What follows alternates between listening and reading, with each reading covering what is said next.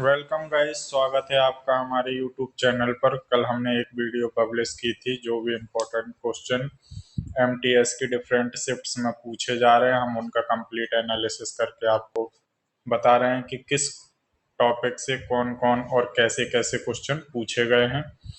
तो उसी श्रृंखला में हम आज एक वीडियो लेकर के आए हैं जिसमें हम कवर करेंगे कि मिश्रित धातु में कौन सी मिश्रित धातुएं किस किस से मिलकर बनी होती हैं। डिजीजेस को देखेंगे, protozoan disease, bacterial disease, fungus disease, discoveries को देखेंगे और कौन से राज्य उनके संस्थापक और उनकी कैपिटल्स को देखेंगे। जनसंख्या से क्वेश्चन पूछा गया था तो फ्रिक्वेंटली जनसंख्या से सीजीएल में भी क्वेश्चन देखने को मिले हैं, तो जनसंख्या टॉपिक को कवर करेंगे। फोक डांसेस को कवर करेंगे, फोक मार्शल आर्ट को कवर करेंगे, वाद्य यंत्र को कवर करेंगे और उनके वाद्य यंत्र को बजाने वाले उनको कवर किया जाएगा। तो चलिए वीडियो को शुरू करते हैं। अगर अभी तक आपने चैनल को सब्सक्राइब नहीं किया है तो चैनल को सब्सक्राइब कर लीजिए और बेल आइकन को प्रेस कर दीजिए ताकि हमारी वीडियो की नोटिफिकेशन आपको जल्दी से जल्दी अवेलेबल हो सके। चलिए शुरू करते हैं। मानव द्वारा निर्मित प्रथम मिश्र धातु कौन सी थी? तो ये ब्रॉन्ज थी। ब्रॉन्ज किससे मिलकर बनी होती है? तो तांबा और टिन से मिलकर के ये बनी होती है। उपयोग कहाँ पर होता है इसका? मूर्ति, सिक्के, बर्तन के निर्माण में। पीतल की बात करेंगे तो पीतल हमारा तांबा और जिंक से मिलकर के बना होता है। ये दो फैक्ट आपको बहुत ही इम्पोर्टेंट है, नोट डाउन कर लेना है। उसके बाद बेल मेटल को याद रखेंगे, तांबा प्लस टिन का बना होता है। उपयोग कहाँ होता है? घंटे एवं मूर्तियों के निर्माण में। उसके बाद यहाँ पर मैग्नीलियम को एक याद कर लेंगे, मैग्नीयम और प्लस मैग्नीशियम। जर्मन सिल्वर को याद रख लेंगे, कॉपर, जिंक और निकल से मिलकर के बना होता है और हीट कॉइलिंग में इसका यूज होता है। उसके बाद टंगस्टन स्टील को याद रख लेंगे, टंगस्टन प्लस आयरन और प्लस कार्बन से मिलकर के बना होता है टंगस्टन। रॉकेट इंजन के नोजल तथा तीव्र गति से काटने वाले उपकरण बनाने में इसका यूज किया जाता है। Aluminium bronze copper plus aluminium का बना होता है। नाइक्रोम को एक याद रख लेंगे, निकेल क्रोमियम आयरन का बना होता है। इसका उपयोग कहाँ करते हैं? इलेक्ट्रिक हीटर, इलेक्ट्रिक आयरन तार में, हीटिंग कॉइल में किया जाता है। एक ही क्वेश्चन देखने को मिल जाता है, एंटीमनी का उपयोग किसके निर्माण में किया जाता है? तो अग्निरोधक के निर्माण में इसका उपयोग किया जाता है। उसके बाद आगे चलते हैं। आवर्त सारणी से फ्रिक्वेंटली क्वेश्चन, क्योंकि केमिस्ट्री में जो मोस्ट इम्पोर्टेंट टॉपिक होता है वो आवर्त सारणी होता है, तो आपको नॉलेज इसकी थोड़ी बहुत होनी चाहिए कि इसमें कितने तत्व हैं और कौन सा तत्व किस पीरियड ब्लॉक में रखा गया है, उनकी क्या परमाणु श्रृंखला है। चलिए शुरू करते हैं। तत्वों से संबंधित प्रमुख तत्व को हम पढ़ते हैं। यहाँ पर कुल ज्ञात तत्व जो हैं वो 118 हैं। उसके बाद प्रकृति में प्राप्त तत्व 94 हैं हमारे। कृत्रिम विधि से निर्मित तत्व 24 हैं। धातु तत्वों की संख्या 91 है। अधातु तत्वों की संख्या 20 है। उपधातु तत्वों की संख्या 7 है। भूपर्पटी में सबसे अधिक मात्रा में पाया जाने वाला तत्व ऑक्सीजन है। भूपर्पटी में सबसे अधिक मात्रा में पाया जाने वाला धातु तत्व एल्यूमिनियम है। सबसे हल्का तत्व हाइड्रोजन है। सबसे भारी तत्व ऑस्मियम है। सबसे हल्की धातु तत्व लिथियम है। द्रव धातु तत्व पारा है। द्रव अधातु तत्व ब्रोमीन है। विद्युत की सबसे अच्छी सुचालक धातु चांदी, इसको नोट डाउन कर लेंगे। उसके बाद विद्युत की सुचालक अधातु तत्व है ग्रेफाइट, इसको भी नोट डाउन कर लेंगे। सबसे अधिक आघात वर्धनीय तत्व सोना है। सबसे अधिक क्रियाशील अधातु तत्व फ्लोरीन है। सबसे अधिक क्रियाशील धातु तत्व सीजियम है। न्यूनतम आयनन विभव वाला तत्व सीजियम है और सर्वाधिक इलेक्ट्रॉनिक प्राप्ति वाला तत्व क्लोरीन है, एक इसको याद रख लेंगे। और सबसे विद्युत ऋणात्मक जो है वो फ्लोरीन है, एक इसको याद रख लेंगे। मिट्टी के तेल में रखा जाने वाला जो है वो सोडियम होता है, क्योंकि ये फ्रिक्वेंटली आग पकड़ लेता है। हड्डी एवं दांत का निर्माण करने वाला तत्व कैल्शियम होता है। मेंडलीव के अनुसार तत्वों के गुण आवर्ती फलन होते हैं, किस चीज के? परमाणु भार के। तत्वों के वर्गीकरण से संबंधित जो त्रिक का नियम है वो किसका है? ये डोबेराइनर का है। ये क्वेश्चन आपसे डायरेक्टली पूछा जा सकता है। उसके बाद इस टेबल को थोड़ा समझ लेंगे कि परमाणु आकार वर्ग में ऊपर से नीचे आने पर बढ़ता है, आवर्त में बाएं से दाएं जाने पर घटता है, विद्युत धनात्मकता वर्ग में ऊपर से नीचे आने पर बढ़ती है, आवर्त में बाएं से दाएं जाने पर घटती है, आयनन ऊर्जा वर्ग में ऊपर से नीचे आने पर घटती है, आवर्त में बाएं दाएं जाने पर बढ़ती है। और विद्युत ऋणात्मकता ये हमारी वर्ग में ऊपर से नीचे जाने पर घटती है, आवर्त में बाएं से दाएं जाने पर बढ़ती है। इलेक्ट्रॉन बंधुता वर्ग में ऊपर से नीचे जाने पर घटती है, आवर्त में बाएं से दाएं जाने पर बढ़ती है। पी ब्लॉक को याद रखेंगे, पी ब्लॉक से भी क्वेश्चन सीजीएल में काफी शिफ्ट में पूछे गए हैं। किस ब्लॉक में धातु, अधातु, उपधातु सभी प्रकार के तत्व पाए जाते हैं? तो यह है पी ब्लॉक। उसके बाद आधुनिक आवर्त सारणी में तत्वों को किस प्रकार व्यवस्थित किया गया है? तो बढ़ते हुए परमाणु क्रमांक के तौर पर इनको व्यवस्थित किया गया है। और जो ऊर्ध्वाधर स्तंभ होते हैं उनको हम वर्ग कहते हैं। इतनी जानकारी को हम नोट डाउन कर लेंगे। अब हम देखेंगे यहाँ पर कुछ खोज और उनके खोजकर्ता। जैसे कि आपको जानकारी यहाँ पर जो भी अंडरलाइन हाईलाइट किया गया है उसको नोट डाउन कर लेंगे, बाकी एक बार गो थ्रू कर लेंगे, रट्टा नहीं मानना है, ताकि एग्जाम में एलिमिनेट कर सकें ऑप्शंस को। इलेक्ट्रॉन जे टॉमसन, ये आपको याद होना चाहिए। Neutron J Chadwick, James Chadwick. Positron Carl Anderson. और यहाँ पर एक रेडियो सक्रियता हेनरी बेकुरल। बाकी ये रेडियम क्यूरी दंपति याद होना चाहिए आपको, ऑक्सीजन का प्रिस्टले याद होना चाहिए। बाकी ये याद नहीं भी हो, एक ये गैसों का विसरण नियम किससे संबंधित है? तो ग्राहम ने दिया था इसको। आधुनिक आवर्त सारणी मोजले। क्वांटम सिद्धांत ये प्लांक ने दिया हुआ था। त्रिक हमने पढ़ ही लिया है, डोबेराइनर ने दिया था। और ये डी ब्रोगली का तरंग यांत्रिकी सिद्धांत है। आपबाहु का क्रमिक रचना नियम है। और बाकी ये सारे आप एक बार पढ़ लेंगे स्क्रीनशॉट लेके। बॉयल का जैसे नियम है, बॉयल का नियम रॉबर्ट बॉयल ने दिया था। आंशिक दाब का नियम जो है वो डाल्टन का है। और एक इसको याद रखेंगे, हाइजेनबर्ग का नियम जो है वो अनिश्चितता का सिद्धांत हाइजेनबर्ग ने दिया है। और ये बोर का सिद्धांत नील्स बोर ने दिया है। इनको याद रख लेंगे। आगे चलते हैं। अभी फ्रिक्वेंटली कुछ एग्जाम में क्वेश्चन पूछा गया है या एसएससी जो है वो फ्रिक्वेंटली पूछती है कि CaOCl2 इसको क्या बोलते हैं? तो इसको हम बोलते हैं ब्लीचिंग पाउडर। ठीक है। और उसके बाद एक क्वेश्चन पूछा गया था, क्विकलाइम किसे बोलते हैं? तो क्विकलाइम बोलते हैं हम CaO को, कैल्शियम ऑक्साइड को हम क्विकलाइम बोलते हैं। अब बाकी के नाम है हम यहाँ पर एक बार पढ़ लेंगे। साधारण नमक sodium chloride NaCl। Baking soda sodium bicarbonate बोलते हैं हम इसको। धावन सोडा इसको हम सोडियम कार्बोनेट, इसका फॉर्मूला होता है Na2CO3 10H2O। इसको याद रखेंगे, जैसे धोने के लिए हमको ज्यादा पानी चाहिए तो 10H2O, Na2CO3 10H2O। Caustic soda sodium hydroxide NaOH। सुहागा बोरेक्स बोलते हैं हम इसको। फिटकरी K2SO4 Al2SO4 का होल थ्राइज। और 24H2O।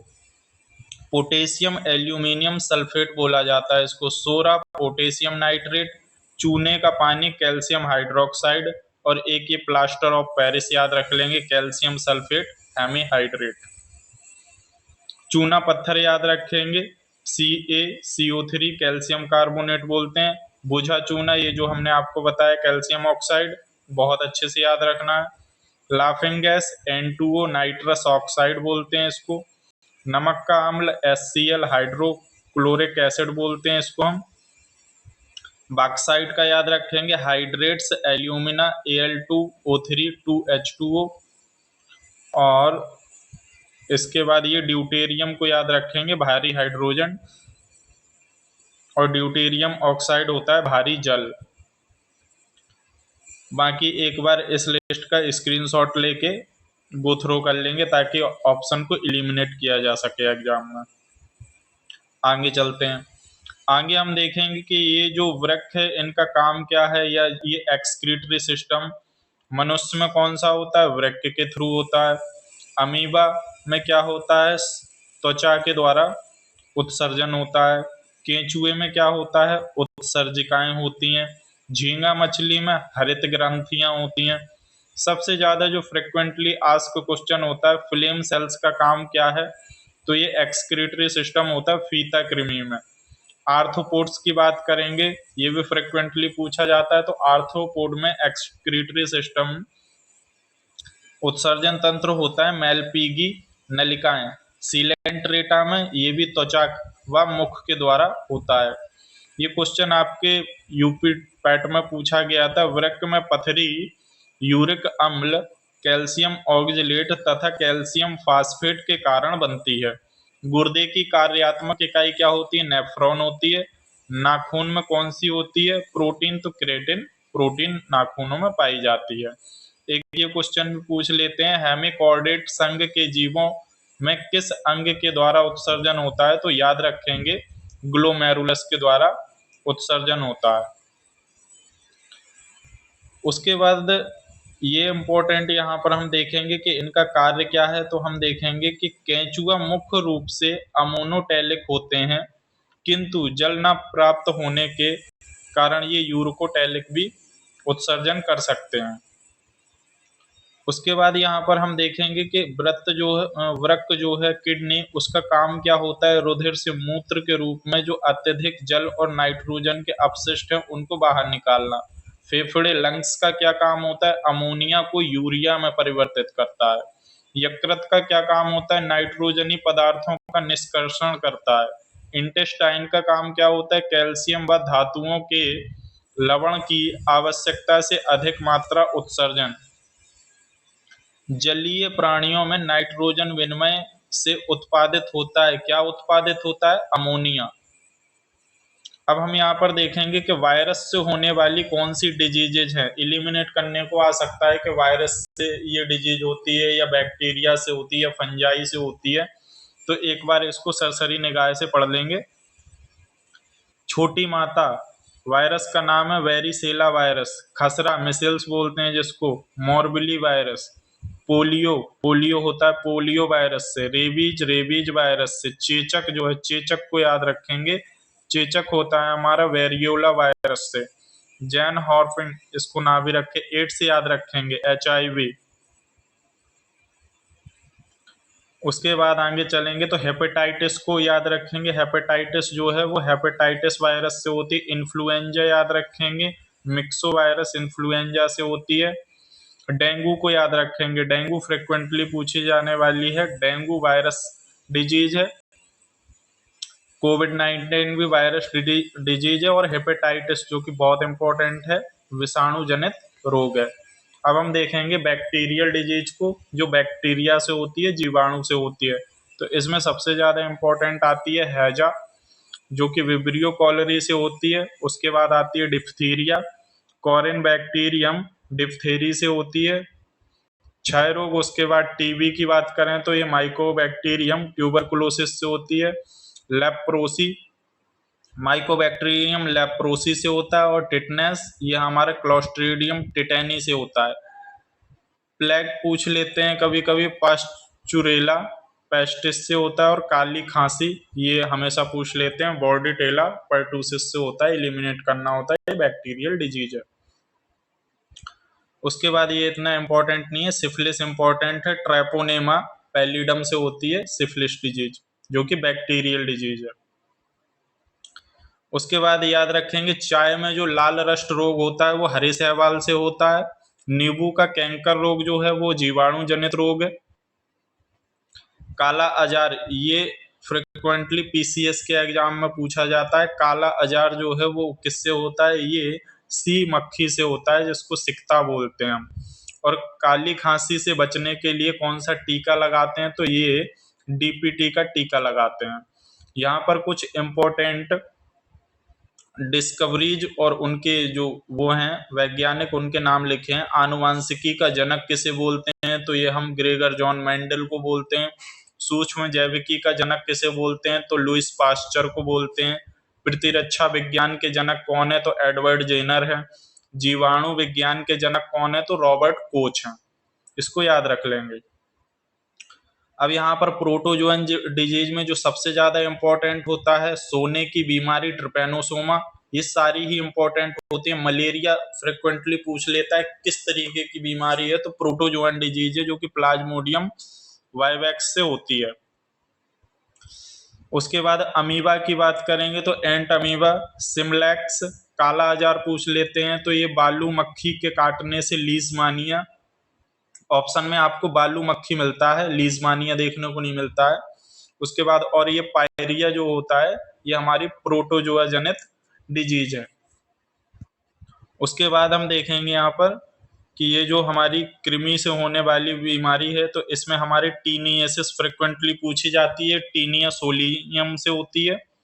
और एस्कोरिएसिस, एस्केरिएसिस होता है ये कृमि से होने वाली बीमारी, और फाइलेरियसिस जिस जो कि बुचेरिया बैंक्रॉफ्टाई से होती है। उसके बाद ये जो एथलीट हाथी पांव है, ये हमारी कवक से होने वाली बीमारी है, जो कि ट्राइकोफाइटन नामक कवक से होती है। और जो खाज होती है ये इतनी इम्पोर्टेंट नहीं है, बट रिंग वर्म जो है वो इम्पोर्टेंट है, फंगस डिजीज है। और ये उसके बाद प्रकाश की तीव्रता मापते हैं हम लक्स मीटर के द्वारा, और हृदय की ध्वनि को सुनने के लिए स्टेथोस्कोप का प्रयोग करते हैं। उसके बाद एग्जाम्स में पूछ लिया जाता है कि कौन सी सदिश राशि है, मतलब जिसको दिशा की आवश्यकता है, और कौन सी अदिश राशि है। तो दूरी, चाल, द्रव्यमान, आयतन, समय, ये जो है हमारी दूरी, चाल, द्रव्यमान, आयतन, समय, कार्य, घनत्व, ये हमारी अदिश राशियां हैं। और ये जो हमारी हैं बल, विस्थापन, विस्थापन इंपॉर्टेंट है, त्वरण इंपॉर्टेंट है, संवेग इंपॉर्टेंट है, और चुंबकीय तीव्रता, ये हमारी सदिश राशियां हैं। तो इनको याद रख लेंगे और नोट डाउन भी कर लेंगे। उसके बाद विद्युत धारा और विद्युत तीव्रता, इनमें कंफ्यूजन हो सकती है, तो याद रखेंगे विद्युत धारा जो है वो हमारी अदिश राशि है, और जो विद्युत तीव्रता है वो हमारी सदिश राशि है। एक फैदम 6 फीट के बराबर होता है, इसको याद रखेंगे। पारसेक दूरी मापने की सबसे बड़ी इकाई है, इसको याद रखेंगे। वायु एटमॉस्फेरिक प्रेशर को मापने के लिए बार का यूज किया जाता है, और शक्ति का मात्रक वाट है। ये पूछा गया है एसएससी सीजीएल में कि शक्ति का मात्रक क्या है, वाट है। कार्य तथा जूल, ये भी किसी शिफ्ट में पूछा गया था, जूल है इसका मात्रक। एसिलरेशन का ज्यादातर आपके नीट के एग्जाम्स में पूछा जाता है, ये त्वरण का मात्रक क्या है, मीटर पर सेकंड स्क्वायर इसका मात्रक होता है। उसके बाद यहाँ पर एक क्वेश्चन पूछा गया था आपके एग्जाम में ज्योति तीव्रता से, कि ज्योति तीव्रता का जो मात्रक है वो कैंडेला होता है, और अमाउंट ऑफ सब्सटेंस का मोल होता है। बाकी ये आप आराम से याद ही होगा आपको, लंबाई का मीटर होता है, द्रव्यमान का किलोग्राम होता है, समय का सेकंड होता है, विद्युत धारा का एम्पियर होता है, ताप का केल्विन होता है। ये दो चीजें हैं जो एग्जाम में ज्यादा पूछी जाती है, तो नोट डाउन कर लेंगे। पास्कल किस राशि का मात्रक है, तो दाब का मात्रक है। अब उसके बाद क्वेश्चन पूछा गया था आपके कल के शिफ्ट में एमटीएस के एग्जाम में, कि ह्यूनसेंग के समय में कौन सा जो फॉरेन ट्रेवलर था वो आया था, और मौर्य वंश के संस्थापक पूछे गए थे, और मौर्य वंश के समय में कौन सा जो तीर्थ यात्री है वो आया था। तो यहाँ पर हम स्टडी करेंगे कि फॉरेन ट्रेवलर और वो किसके समय में आए। तो यहाँ सबसे पहले हम देखेंगे मेगास्थनीज को। तो मेगास्थनीज जो है वो हमारे मौर्य चंद्रगुप्त मौर्य के शासनकाल में आए हैं। और उसके बाद हेनसांग, इसको याद रखेंगे, मेगास्थनीज जो कि चंद्रगुप्त मौर्य के शासनकाल में आए हैं। हेनसांग जो कि 630 से 645 ईस्वी हर्षवर्धन के टाइम में आए हैं। फहान, ये फहान चंद्रगुप्त द्वितीय के समय में आए हैं। और उसके बाद ये इत्सिंग को याद रखेंगे जो कि महिपाल के समय में आए हैं। और अलबेरुनी, ये फ्रिक्वेंटली पूछा जाता है आपका पीसीएस वगैरह के एग्जाम में। अलबेरुनी जो है वो हमारे गजनवी के टाइम में आए थे। और इब्न बतूता जो है ये एसएससी में पूछा जाता है, मोहम्मद बिन तुगलक के समय में इब्न बतूता आए थे। तो ये आपको नोट डाउन कर लेना है या इसका स्क्रीनशॉट ले सकते हैं। मार्को पोलो जो है वो पांड्यन शासन में आया था, मदुरई में। अब्दुल रजाक, ये इतना इम्पोर्टेंट नहीं है। सर थॉमस रो जो है ये इम्पोर्टेंट हो जाता है। इस थॉमस रो जो है वो जहांगीर के शासनकाल में आए थे। और निकोलो मनुची, ये इम्पोर्टेंट नहीं है। इसके बाद यहाँ पर पूछे गए बताए गए हैं संयुक्त राष्ट्र की विशेष एजेंसियां, उनकी स्थापना कब हुई और उनका मुख्यालय कहाँ पर है। तो ये इम्पोर्टेंट हो जाते हैं आपके एग्जाम के लिए। और ये सबसे ज्यादा इम्पोर्टेंट है कि अंतर्राष्ट्रीय श्रम संगठन का मुख्यालय पूछ लेते हैं कहाँ पर है। तो ये स्विट्जरलैंड के जेनेवा वाली जगह में है। और 11 अप्रैल 1919 में इसकी स्थापना हुई थी। वर्ल्ड बैंक की बात करेंगे तो 1944 में वाशिंगटन डीसी में इसका मुख्यालय है और अमेरिका में हेडक्वार्टर है। आईएमएफ पूछ लेते हैं। आईएमएफ 1945 में इसकी स्थापना हुई। अंतर्राष्ट्रीय मुद्रा कोष वाशिंगटन डीसी में इसका हेडक्वार्टर है। वर्ल्ड हेल्थ ऑर्गेनाइजेशन की बात करें तो ये 1948 7 अप्रैल 1948 जेनेवा में इसका हेडक्वार्टर। और डब्ल्यूटीओ का भी, डब्ल्यूटीओ जो है ये भी पूछ लेते हैं। विश्व पर्यटन संगठन वर्ल्ड ट्रेड ऑर्गेनाइजेशन 1925 में इसकी स्थापना हुई और मैड्रिड स्पेन में इसका हेडक्वार्टर है। एफएओ का इटली रोम में हेडक्वार्टर है। 16 अप्रैल 1945 को इसकी स्थापना हुई थी। डब्ल्यूएमओ की बात करेंगे तो 1951 जेनेवा में इसका हेडक्वार्टर है। वीपो की बात करेंगे तो 1967 और इसका हेडक्वार्टर है जेनेवा में। परमाणु ऊर्जा अधिकरण आईएईए की बात करेंगे तो वियना ऑस्ट्रिया में इसका हेडक्वार्टर है 1957। आईएमओ की बात करेंगे हम तो 1948 में लंदन ब्रिटेन में इसका हेडक्वार्टर है। यूनेस्को की बात करेंगे तो 1946 में इसकी स्थापना हुई। पेरिस फ्रांस में इसका हेडक्वार्टर है। और ये यूपीयू की बात करेंगे तो 1874 बर्न स्विट्जरलैंड में इसका हेडक्वार्टर है। अब कल की शिफ्ट में जनगणना से क्वेश्चन पूछा गया था कि सबसे ज्यादा साक्षर जो है वो कौन सा स्टेट है। तो यहाँ पर हम जनगणना को कवर करेंगे, पूरे जो भी इंपॉर्टेंट फैक्ट हैं उन सभी को हम यहाँ पर एक बार देखेंगे। तो यहाँ पर हम देख सकते हैं कि अधिकतम जनसंख्या घनत्व वर्ग किलोमीटर के हिसाब से देखेंगे हम तो सबसे ज्यादा हमारा है 1106 व्यक्ति वर्ग किलोमीटर बिहार में। ये क्वेश्चन पूछा गया है 30 तारीख की, शायद सीजीएल की शिफ्ट थी उसमें पूछा गया था। भारत में घनत्व कितना है? 382 व्यक्ति वर्ग किलोमीटर। उसके बाद न्यूनतम जनसंख्या घनत्व की बात करेंगे तो ये हमारा अरुणाचल प्रदेश, जो कि हमेशा हमको अगर जनसंख्या से क्वेश्चन आता है तो देखने को मिलता है। उसके बाद आता है मिजोरम। उसके बाद केंद्र शासित प्रदेश में अगर हम बात करेंगे तो दिल्ली पहले नंबर पर आता है। दिल्ली के बाद हमारा सबसे कम की बात करें तो अंडमान निकोबार 46 व्यक्ति वर्ग किलोमीटर।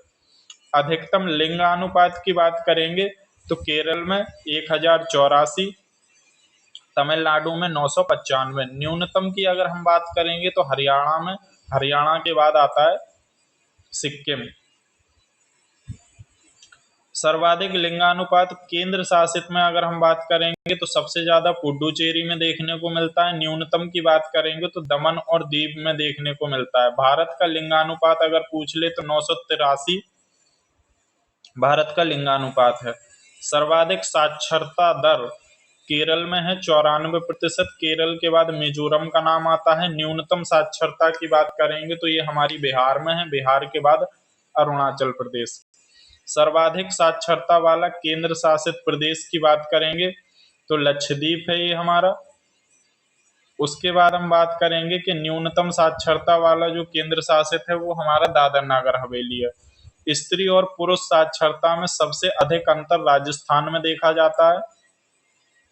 अब कुछ बेसिक फैक्ट हैं जो जनसंख्या से जुड़े हुए हैं। भारत में जनगणना की शुरुआत 1872 लॉर्ड मायो के कार्यकाल में हुई। नियमित रूप से जनगणना 1881 से शुरू हुई। विश्व में सर्वप्रथम जनगणना कराने का श्रेय स्वीडन को जाता है। इसका सबसे उच्च अधिकारी registrar general and census commissioner of India होता है। स्वतंत्र भारत की यह 7वीं जनगणना थी।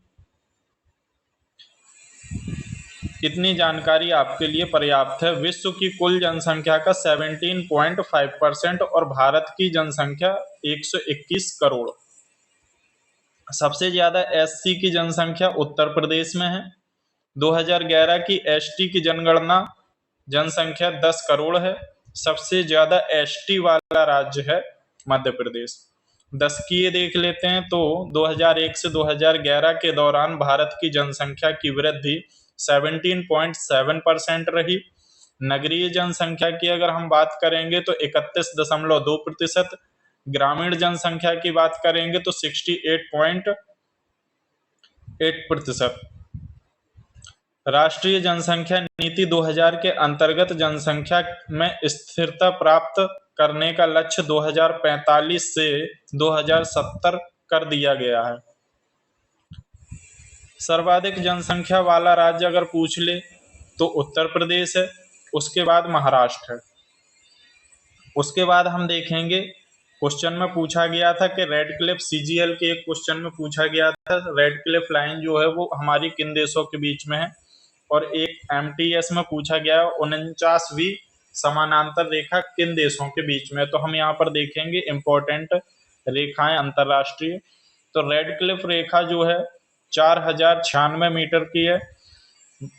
ये भारत एवं पाकिस्तान के बीच में। डूरंड रेखा पाकिस्तान और अफगानिस्तान के बीच में है। मैकमोहन रेखा भारत और चीन के बीच में है। मैग्रीनॉट रेखा जर्मनी एवं फ्रांस के बीच में है। हिंडनबर्ग रेखा जर्मन एवं पोलैंड में है। 38 डिग्री पैरेलल लाइन उत्तरी कोरिया और दक्षिणी कोरिया के बीच में देखने को मिलती है। मैनरही रेखा रूस एवं फिनलैंड के बीच में देखने को मिलती है। 49वीं पैरेलल रेखा यूएसए एवं कनाडा के बीच में देखने को मिलती है। 10 डिग्री, 8 डिग्री, 9 डिग्री आप कमेंट बॉक्स में बताएंगे किन किन देशों के बीच में। अब यहाँ पर हम देखेंगे प्रमुख राजवंश, क्योंकि क्वेश्चन पूछा गया था मौर्य वंश के संस्थापक और उनकी राजधानी क्या है। पैट में क्वेश्चन पूछा गया था हर्षवर्धन की राजधानी क्या है, तो इसलिए हम इस टॉपिक को कवर करेंगे। मौर्य वंश के संस्थापक हैं हमारे चंद्रगुप्त और इनकी राजधानी थी पाटलिपुत्र। नंद वंश के संस्थापक है महापद्म नंद और इनकी राजधानी थी पाटलिपुत्र। हर्यंक वंश के संस्थापक है बिंबिसार और इनकी राजधानी है राजगृह। कुषाण वंश के जो संस्थापक हैं वो कुजला कटफिसेस और इनकी राजधानी है पुरुषापुर। शिशुनाग वंश के संस्थापक हैं शिशुनाग और इनकी राजधानी है वैशाली। चौहान वंश के संस्थापक हैं हमारे वासुदेव और इनकी राजधानी है अजमेर। ये भी क्वेश्चन सीजीएल में पूछा गया है। शुंग वंश के संस्थापक हैं पुष्यमित्र शुंग और इनकी जो राजधानी है वो पाटलिपुत्र है। हूण वंश संस्थापक है तोरमाड़ और सियालकोट इनकी राजधानी है। चालुक्य की बात करेंगे तो चालुक्य के संस्थापक है तैलप द्वितीय और इनकी राजधानी है मान्यखेड़। सतवाहन पूछ लिया गया है। सतवाहन के जो संस्थापक हैं वो सिमुख है और इनकी जो राजधानी थी वो प्रतिष्ठान थी। गुप्त वंश के संस्थापक फ्रिक्वेंटली पूछ लिया जाता है, क्योंकि मौर्य वंश हुआ, गुप्त वंश हुआ, और हर्ष, इन्होंने जो नॉर्थ इंडिया है पूरे भारत में सेंट्रलाइजेशन सिस्टम को एडॉप्ट किया था, इसलिए इम्पोर्टेंट हो जाते हैं। गुप्त वंश, श्रीगुप्त हैं इसके संस्थापक और पाटलिपुत्र इनकी राजधानी थी। चोलों को इसलिए पढ़ते हैं क्योंकि चोल थे जिनके पास नेवी थी, नेवी डेवलप की थी, इसलिए इम्पोर्टेंट हो जाते हैं। विजयलाया इनके संस्थापक हैं। तंजौर चोलों की राजधानी थी। पाल की बात करें तो गोपाल इनके संस्थापक हैं। मुंगेर इनकी राजधानी थी। ककतिया की बात करें तो रुद्रदेव प्रथम जो है वो संस्थापक है। वारंगल इनकी राजधानी थी। गुर्जर प्रतिहार की बात करें, ये पूछ लिया गया है। गुर्जर प्रतिहार नागभट्ट प्रथम एसएससी की शिफ्ट में पूछा गया था किसी न किसी। कन्नौज इनकी राजधानी थी। राष्ट्रकूट की बात करें तो ये दांती दुर्ग थे इनके संस्थापक। और मान्यखेड़ इनकी, मान्यखेड़ लिखा होता है कहीं मान्य खेट लिखा होता है तो कंफ्यूज नहीं होंगे। चालुक्य जो थे वो दो थे, एक कल्याणी के चालुक्य थे, एक बादामी के और एक वेंगी के। जयसिंह प्रथम इनके संस्थापक थे और वातापी इनकी राजधानी थी। होयसल की बात करेंगे तो होयसल के संस्थापक विष्णुवर्धन थे और इनकी राजधानी द्वार समुद्रम थी। परमार की बात करेंगे तो उपेंद्र थे इनके संस्थापक और धारा नगरी इनकी राजधानी थी। उसके बाद चंदेल पूछ लेते हैं तो नानुक इनके संस्थापक थे और महोबा या खजुराहो इनकी राजधानी थी। उसके बाद ये इतना इम्पोर्टेंट नहीं होता है। बहमनी पूछ लेते हैं। बहमनी वंश के संस्थापक हसन गंगू और इसकी जो राजधानी थी वो बीदर या गुलबर्गा थी। और कुतुब शाही डायनेस्टी, ये गोलकोंडा इनकी राजधानी थी। कुल्लू कुतुब शाह इनका संस्थापक था। इतनी जानकारी हमको नोट डाउन। मुगल वंश का संस्थापक कौन था? बाबर था और इसने अपनी राजधानी दिल्ली और आगरा को बनाया। अब यहाँ से इम्पोर्टेंट शुरुआत हो जाती है फोक डांसेस की, जो कि हर एक शिफ्ट में पूछा जा रहा है। एक क्वेश्चन डिटेल में पूछा जा रहा है, इसलिए हम इसको बहुत ही इग्नोर करके नहीं चल सकते हैं। बहुत डिटेलिंग्स में पढ़ेंगे और धीमे धीमे पढ़ेंगे क्योंकि क्वेश्चन हर एक शिफ्ट में देखने को मिल रहा है। आंध्र प्रदेश के फोक डांसेस की बात करेंगे तो कुम्मी, सिद्धि माधुरी, घंटा मर्दाला, बुट्टा बोमालू, भामकल्पम, डप्पू, तप्ता गुल्लू, लंबाड़ी, ढिमसा कोलाट्टम, वीरनाट्यम, गोबी, डांडरिया, बोनालू, माधुरी, बीधी, ये सारे नृत्य जो हैं फोक डांसेस, ये हमारे आंध्र प्रदेश से जुड़े हुए हैं। एक बार रिपीट करेंगे। कुम्मी, सिद्धि, माधुरी, घंटा मर्दाला, बुट्टा बोमालू, भामकल्पम, डप्पू, तप्ता गुल्लू, लंबाड़ी, ढिमसा कोलाट्टम, वीरनाट्यम, गोबी, डांडरिया, बोनालू, माधुरी, बीधी, ये सारे के सारे हमारे आंध्र प्रदेश से जुड़े हुए हैं। उसके बाद हम आगे चलेंगे। ये डिटेलिंग से अगर आप पढ़ना चाहते हैं तो इसे एक बार गो थ्रू कर लेंगे ताकि आप ऑप्शन को एलिमिनेट कर सकें। असम की बात करेंगे। असम के इम्पोर्टेंट फोक डांसेस की तो बिछुआ, नट पूजा, महारस, कामरूप, खेल गोपाल, बिहू, आकिया नाट, कली गोपाल, नागा नृत्य, बागुरुम्बा, बथुकम्बा, कोनाई, झुमरा, तबल, चोंगली, ये इम्पोर्टेंट फोक डांस है असम के। एक बार रिपीट करेंगे। बछुआ, नट पूजा, कामरूप, महारास, खेल गोपाल, बिहू, आकिया नाट, काली गोपाल, नागा नृत्य, बागुरुम्बा, बथुकम्बा, कोनाई, झुमरा, तबल, चोंगली, ये इम्पोर्टेंट असम के फोक डांसेस हैं। ये इनकी डिटेलिंग्स है। बोडो जनजाति के द्वारा बागुरुम्बा नृत्य किया जाता है। चाय की जनजाति के द्वारा झूमुर नृत्य किया जाता है। एक बार इसको आप पढ़ लेंगे। अरुणाचल प्रदेश के इम्पोर्टेंट फोक डांसेस की बात करेंगे तो मुखौटा, युद्ध नृत्य, Buiya, Chalo, Wancho, Pasi Kongki, lion and peak, lion and peak बहुत इंपॉर्टेंट रहता है। पोंग, पोपीर, बोडो छम और रिखम पांडा, ये हमारे रिलेटेड हैं फोक डांसेस अरुणाचल प्रदेश से। मुखौटा, युद्ध नृत्य, Buiya, Chalo, Wancho, Pasi Kongki, lion and peak, Pong, Popir, Bodo Chham, Rikham Panda. Question पूछ लिया जाता है देगारू मिसमी जनजाति कौन से नृत्य से संबंधित है? तो अरुणाचल प्रदेश के बुइया लोक नृत्य से। फसल के दौरान कौन सा नृत्य किया जाता है? तो पोंग नृत्य किया जाता है। और मोनपा जनजाति कौन सा नृत्य करती है? तो मोनपा जनजाति लायन एंड पीक नृत्य से संबंधित है। उसके बाद अबोटोनी जो कि पूर्वासी पूर्वज किस नृत्य को प्रस्तुत करते हैं? तो रिखम पांडा नृत्य को प्रस्तुत करते हैं। अब हम पढ़ेंगे बिहार के जो इम्पोर्टेंट फोक डांसेस हैं उनके बारे में। जाट जाटिन, पांवरिया, विदेशिया, कजरी, छऊ, कर्मा, धोबिया, जोगिया, झिझिया, झरनी, पाइका, जुमरी। ये हमारे इंपॉर्टेंट फोक डांसेस हैं बिहार के। एक बार दोबारा से रिपीट करेंगे। जाट जाटिन, पांवरिया, विदेशिया, कजरी, छऊ, कर्मा, धोबिया, जोगिया, झिझिया, झरनी, पाइका, जुमरी। ये हमारे बिहार के इंपॉर्टेंट फोक डांसेस हैं। ये इनकी डिटेलिंग्स है। बारिश में इंद्र देवता को प्रसन्न करने के लिए कौन सा नृत्य समर्पित है? तो ये झिझिया नृत्य है। जुमनी नृत्य जो है वो गुजरात के गरबा के समान होता है। जाट जाटिन नृत्य जो है हमारा वो प्रस्तुत किया जाता है। जटिन की प्रेम कहानियां इसमें दर्शाई जाती हैं। जाट जाटिन की प्रेम कहानियां जो होती हैं उससे संबंधित है। अब हम देखेंगे यहाँ पर छत्तीसगढ़ के इंपॉर्टेंट फोक डांसेस को। तो कर्मा, डगला, पाली, टपाली, झूमर, गेड़ी, पंडवानी, नवारानी, पंथी, राउतनाच, बागमती, कापालिक, थारथरी, चंदेनी, सुआनाच, सैला। ये हमारे इंपॉर्टेंट फोक डांसेस हो जाते हैं छत्तीसगढ़ के।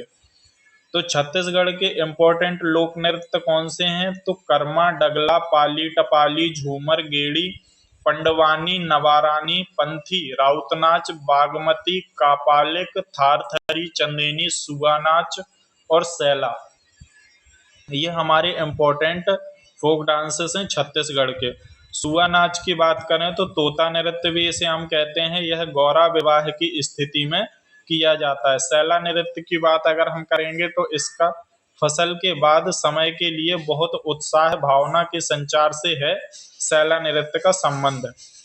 राउत नाच की बात करेंगे तो यादव समुदाय का दीपावली पर किया जाने वाला पारंपरिक नृत्य है ये। इसमें दोहे गाए जाते हैं। उसके बाद हम इम्पोर्टेंट फोक डांसेस गोवा के देखेंगे कि गोवा के इम्पोर्टेंट लोक नृत्य कौन से हैं। फुगड़ी, देखनी, धनगर, टोनी मेल, कोरे दिन हो, मोरू मेल, कुनबी, तलगड़ी, जागोर, भोवांदो, मुसोल नच दाडेलो। तो इसमें फुगड़ी, देखनी, धनगर और टोनी मेल, कोरे दिन हो, इनको आपको याद रखना है, इम्पोर्टेंट है गोवा के फोक डांसेस। उसके बाद हम बात करेंगे गुजरात के। तो गुजरात के भी कम हैं लेकिन इम्पोर्टेंट हैं। गरबा, डांडिया, टिप्पणी, लास्या, रासलीला, जुरिथिन, पनिहारी, भवई। ये इम्पोर्टेंट लोक नृत्य हैं हमारे गुजरात के। एक बार रिपीट करेंगे। गरबा, डांडिया, टिप्पणी, लास्या, रासलीला, जुरिथिन, पनिहारी, भवई। ये इम्पोर्टेंट है गुजरात से। ये इनकी डिटेलिंग्स है, चाहें तो एक बार आप पढ़ सकते हैं। भवई नृत्य को भावनाओं का नृत्य माना जाता है। इस नृत्य में नर्तक अपने सिर पर 7 से 9 पीतल के घड़े को संतुलित करते हैं। टिप्पणी नृत्य मजदूरों के बीच उत्पन्न हुआ लेकिन अब यह त्योहार विवाह पर किया जाने वाला प्रसिद्ध लोक नृत्य है। हरियाणा की बात करेंगे तो झूमर, फाग नृत्य, डफ, घूमर, धमाल, मजीरा, गुग्गा। गुग्गा बहुत इंपॉर्टेंट है। लूर इंपॉर्टेंट है। रासलीला, सांग, छवि नृत्य, खेरिया। तो यहाँ पर आपको झूमर, और क्योंकि ये कंफ्यूजन पैदा करेगा आपको, गुग्गा, लूर, मजीरा और छवि नृत्य, इनको बहुत ज्यादा याद रखना है, नोट डाउन कर लेना। फाग नृत्य फाल्गुन के महीने में किसानों द्वारा प्रस्तुत किया जाता है। साग नृत्य की अवधि 5 घंटे की होती है। स्वांग का अर्थ प्रच्छन्न या प्रतिरूपित करना है। उसके बाद बात करेंगे हम, ये लूर नृत्य जो है वो होली के त्योहार पर किया जाता है। रासलीला जो कि भगवान कृष्ण को समर्पित है। हम बात करेंगे हिमाचल प्रदेश की। हिमाचल प्रदेश के इम्पोर्टेंट लोक नृत्य डांगी, छत्रक, छम, कयांगमाला, राक्षस नृत्य, नामजेन कारालिया, लोसार, सोना चुकसम, छपेली डंडा नाच। ये इंपॉर्टेंट है। छपेली डंडा नाच, नाटी, कड़थी, बुढ़ा, थोड़ा छम। ये इंपॉर्टेंट फोक डांसेस हो जाते हैं हमारे हिमाचल प्रदेश के। एक बार रिपीट करेंगे। डांगी, छत्रक, छम, कयांगमाला, राक्षस नृत्य, नामजेन कारालिया, लोसार, सोना चुकसम, छपेली डंडा नाच, नाटी कड़ती बुढ़ा थोड़ा छम। ये इंपॉर्टेंट हिमाचल प्रदेश के फोक डांसेस हैं। उसके बाद हम जानेंगे जो एक कयांग माला नृत्य होता है वो क्रॉस पैटर्न में अपनी बाहों को बुनकर बनाई गई माला से किया जाता है। अब देखेंगे हम इम्पोर्टेंट झारखंड के जो इम्पोर्टेंट फोक डांसेस हैं, लोक नृत्य हैं, उनके बारे में। फगुआ, मुंडारी, सरहुल, बाराव, डमकच, घोरा नाच, परुलिया, छऊ, सरायकेला छऊ, सोहराई, मंडा, पाइका, जिताका, संथाला, हुंता, लहसू या मर्दानी। ये इम्पोर्टेंट नृत्य हैं झारखंड के। एक बार रिपीट करेंगे। फगुआ, मुंडारी, सरहुल, डमकच, घोरा नाच, परुलिया, सरायकेला छऊ, सोहराई, मंडा, पाइका, जिताका, संथाल। संथाल को याद रखेंगे क्योंकि ये संथाल रिवोल्ट आपको याद दिलाएगा कि झारखंड से संबंधित है। हुंता, लहसू या मर्दानी। पाइका नृत्य में मार्शल आर्ट की उच्च स्तर की भागीदारी होती है। नर्तक एक हाथ में तलवार और दूसरे हाथ में ढाल लिए होते हैं। छऊ नृत्य की बात करेंगे तो छऊ नृत्य आदिवासियों द्वारा किया जाता है। फगुआ नृत्य होली के दौरान किया जाता है। सरुहल नृत्य जनजातियों की रक्षा करने वाले भगवान की स्तुति में किया जाता है। मुंडारी नृत्य मुंडा जनजाति के द्वारा किया जाता है और झारखंड से संबंधित है। कर्नाटक के लोक नृत्य की हम बात करेंगे तो यहाँ पर हमारा यक्षगान बहुत ज्यादा इम्पोर्टेंट है। यक्षगान, डोलू कुनीथा, वीरगासे, विलालता, कृष्ण पारिजात, नागमंडला, जुड्डू हैली, बेलाटा। इसमें सबसे इम्पोर्टेंट है डोलू कुनीता और यक्षगान, ये आपको याद होना ही चाहिए। तो कर्नाटक के इम्पोर्टेंट फोक डांस कौन से हैं? यक्षगान, डोलू कुनीथा, वीरगासे, विलालता, कृष्णा पारिजात, नागमंडला, जुड्डू हैली, वेलाटा। ये हमारे इम्पोर्टेंट, तो ये सारे हमारे कर्नाटक के इम्पोर्टेंट फोक डांसेस थे जो कि हमने अभी पढ़े। आगे चलते हैं। केरल के इम्पोर्टेंट फोक डांसेस देखेंगे तो काकरसी काली, दप्पू काली, सरपम कुत्तल, कवादी योहम, बेला काली, थम्पी थुल्लल, कड़ुआ, मारगम कली, ओणम।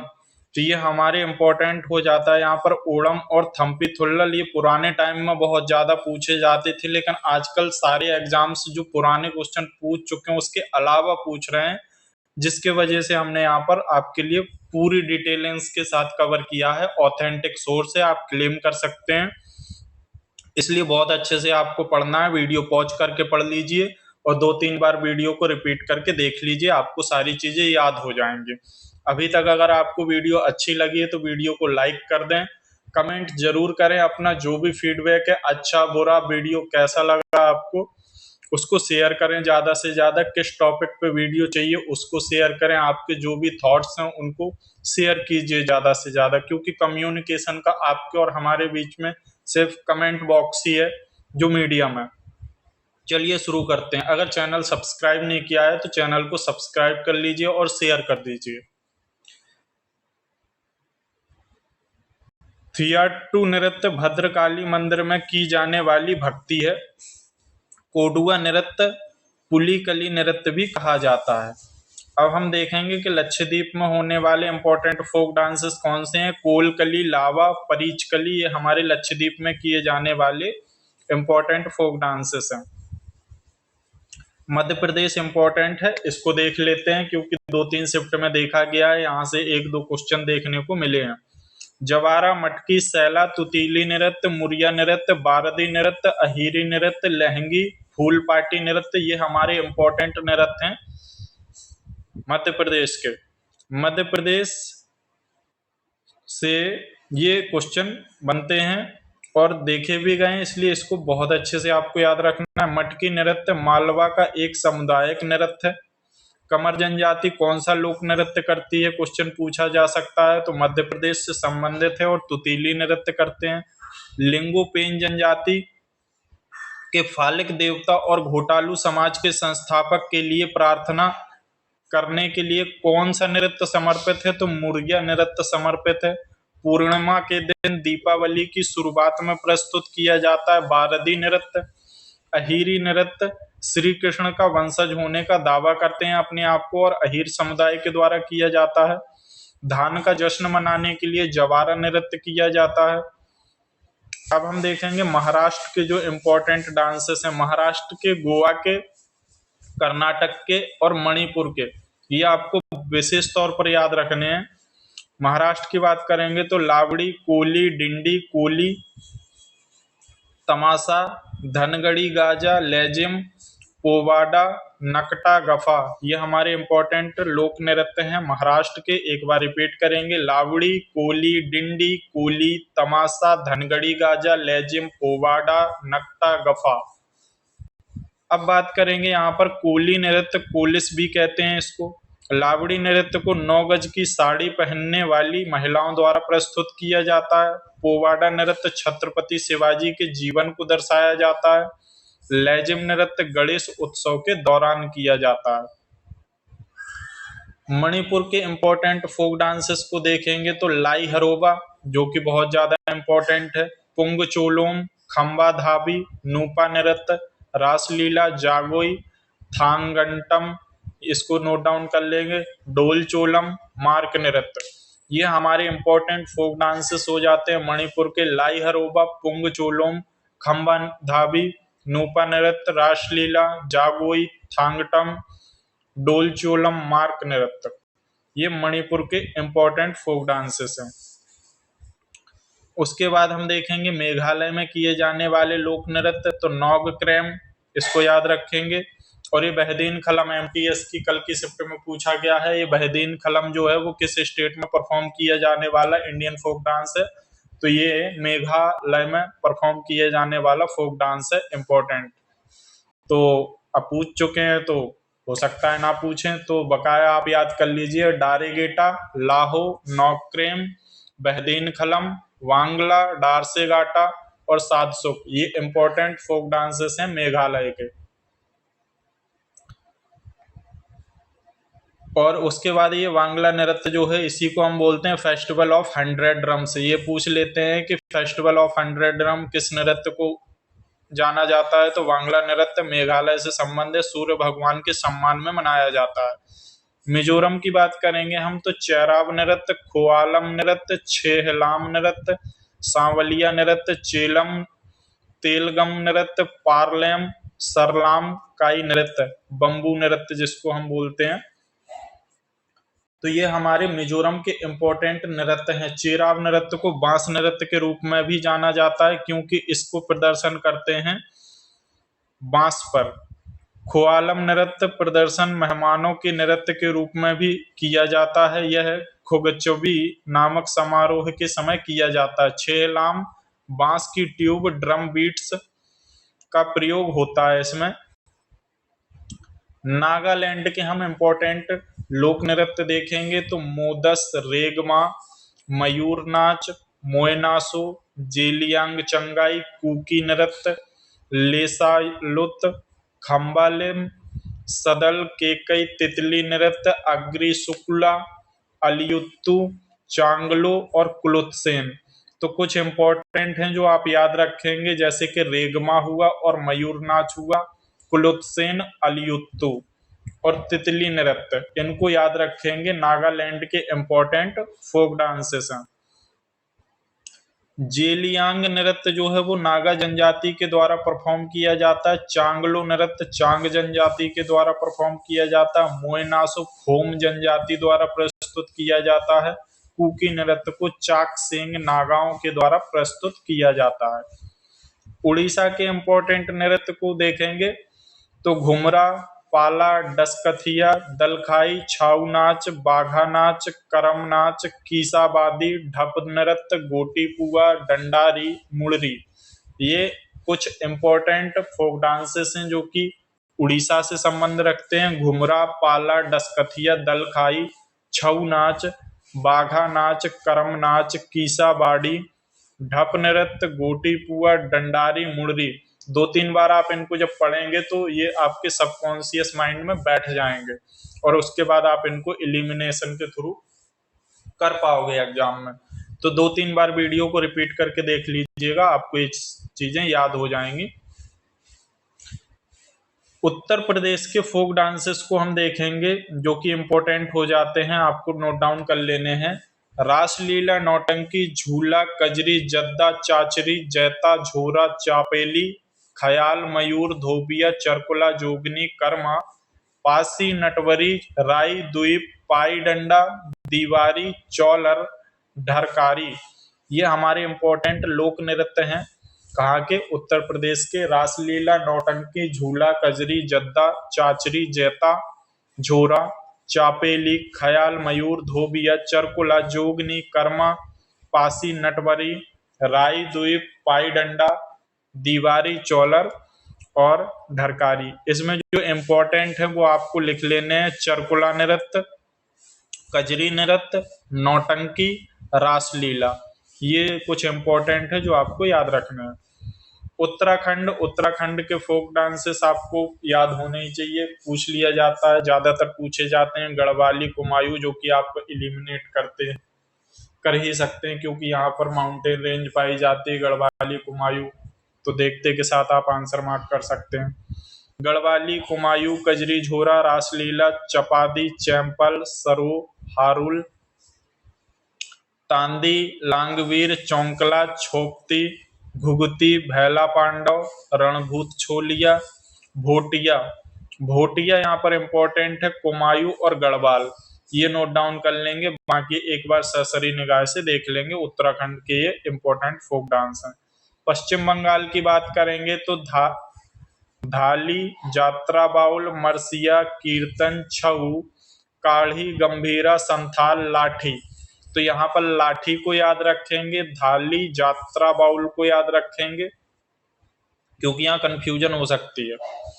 पश्चिम बंगाल से संबंधित है ये। जम्मू कश्मीर की बात करेंगे तो यहाँ पर हिकात, मंदजाल, कूंद, दांडी नाच, दमाली, हफीजा, राउफ और डुमहाल। एसएससी के लिए आप राउफ को याद रखेंगे, हफीजा को याद रखेंगे, हिकात को याद रखेंगे। लद्दाख में परफॉर्म किए जाने वाले इंपॉर्टेंट फोक डांस हैं सोडोल, सोन, ड्रगपा, रचेस, जबरो, लाजा, कोसन, तुख्तनमू, सुरही, याक, बैगस्टोन चेस। ये हमारे लद्दाख से संबंधित इंपॉर्टेंट हमारे। इसमें आप लाजा को याद रखेंगे, सोडोल के याद रखेंगे और याक को याद रखेंगे। ये हमारे, और जैबरो लद्दाख से संबंधित हैं। मंडो, वर्दीगांव और वीरा, ये दमन एंड दीव से संबंधित है। गराडी को नोट डाउन कर लेंगे। गराडी हमारा संबंधित है पुडुचेरी से। अब हम पढ़ेंगे पंजाब के जो इंपॉर्टेंट हमारे फोक डांसेस हैं। भांगड़ा, गिद्दा, धूमर, डफ, धमान, नकूला, लुड्डी, जूली, धनकारा, सम्मी, किकली, जागो, तीजन, बागा। ये हमारे इंपॉर्टेंट हैं पंजाब के लोक नृत्य, इनको याद रखेंगे। भांगड़ा नृत्य जो है वो बैसाखी के दौरान परफॉर्म किया जाता है। जूली एक धार्मिक नृत्य है। धनकारा नृत्य गतका नृत्य भी कहा जाता है इसी को। गिद्धा को हम रिंग नृत्य की प्राचीन शैली से लिया गया है ये नृत्य। किकली नृत्य को जोड़े में प्रस्तुत किया जाता है। राजस्थान की बात करेंगे तो पनिहारी, फूंदी, कालवेलिया इंपॉर्टेंट है यहाँ पर। गणगौर इंपॉर्टेंट है। झूमा, सुईसिनी, घूमर, तेरह ताली इंपॉर्टेंट है। चरी, जिंदाद, कठपुतली और भावई। तो यहाँ पर आप याद रखेंगे गणगौर को, कालबेलिया को, तेरह ताली को। ये इंपॉर्टेंट है यहाँ राजस्थान के फोक डांसेस। तेरह ताली नृत्य महिलाओं द्वारा प्रस्तुत किया जाता है। चरी नृत्य से महिलाएं रोजमर्रा की जिंदगी की खुशियां प्रकट करती हैं। कालबेलिया राजस्थान का सांप छछूंदर समुदाय है जो कालबेलिया नृत्य को परफॉर्म करता है। सिक्किम की बात करेंगे तो सिक्किम में परफॉर्म किया जाने वाला है हमारा याक प्लाम, डेंजोंग, तासियांगकू, स्नो लायन। ठीक है, तो यहाँ पर हम स्नो लायन को याद रखेंगे। जो स्नो लायन है वो हमारा सिक्किम का फोक डांस है, इम्पोर्टेंट है। उसके बाद तमिलनाडु की बात करेंगे तो कुम्मी, कोलट्टम, कावड़ी, अट्टम, जहां भी आपको अट्टम शब्द नजर आ जाए तो वहां पर तमिलनाडु आपको लगा देना है। तेलंगाना की बात करेंगे तो शिवंत दवम, गुसादी, ढिमसा, लंबाड़ी, डप्पू, बोनालू और मापुरी। तो यहाँ पर आपको याद रखना है लंबाड़ी को और मापुरी को, ये तेलंगाना के इम्पोर्टेंट हैं। त्रिपुरा की बात करेंगे तो होजागिरी, गौरिया, लेबांग, ममिता मूसक, सुलमानी, बिझू, हेखक, संग्राई, गजानन वेलकम, डोले, डेलो, गोला मुचाओ, बोमानी और मायमाती। तो यहाँ पर आपको होजागिरी, गोरिया और लेबांग इनको याद रखना है कि ये त्रिपुरा के इम्पोर्टेंट फोक डांसेस हैं।